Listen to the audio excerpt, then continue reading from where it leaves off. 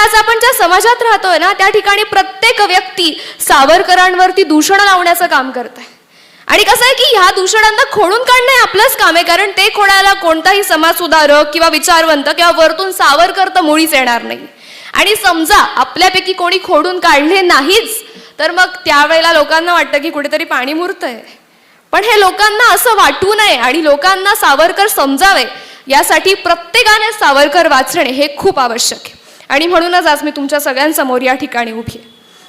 सावरकरांना जर आपल्याला समजायचं असेल ना तर आपल्याला सावरकरांना वाचावं लागतं, पण सावरकर हे अगदी क्लिष्ट.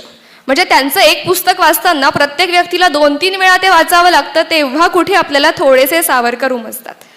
सावरकर म्हणजे एक हिंदुत्ववादी, एक विज्ञाननिष्ठ आणि ज्यांनी उपयुक्ततावाद स्वीकारला एक असे विचारवंत. त्यांचं हिंदुत्व म्हणजे फक्त धार्मिक किंवा एखाद्या पंथाचं किंवा मी या ग्रुपचा तुम्ही त्या पंथाचे असं नव्हे, तर त्यांचं हिंदुत्व हे राष्ट्रीयत्वाचं होतं. ते म्हणालं की अहिंदू म्हणून कोणी मला इंद्रपद जरी दिलं तरी ते लाथाडून मी हिंदू म्हणूनच मरेल.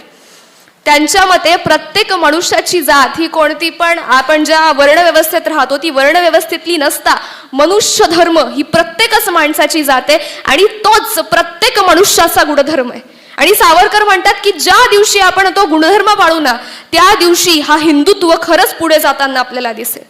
सावरकरांचे हे हिंदुत्ववादी विचार आपण ऐकतो, सावरकरांचे विज्ञाननिष्ठ विचार आपण ऐकतो. म्हणजे सावरकर म्हणायचे की माझे विचार आजच्या पिढीला जरी पटले नाही तर येणाऱ्या 40-50 वर्षांनंतर त्या पिढीला हेच विचार अगदी समर्पक वाटतील. म्हणजे आज किती चालू आहे 2024, 3024ला जरी तुम्ही सावरकर वाचले तरी तुम्हाला सावरकरांचे विचार हे तितकेच समर्पक वाटतील.